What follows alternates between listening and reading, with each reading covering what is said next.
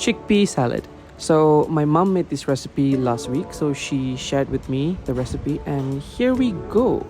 So 1 can of chickpeas and 2 Japanese cucumbers, a red bell pepper and a green bell pepper, all chopped small like this, 1 tomato, a large beautiful onion which I also chopped, 1 carrot, and I've got some lovely black pitted olives here which I sliced into half, and the juice of 1 lemon will go into a container like this with equal amounts of balsamic vinegar and equal amounts of olive oil, and then some basil, salt, black pepper,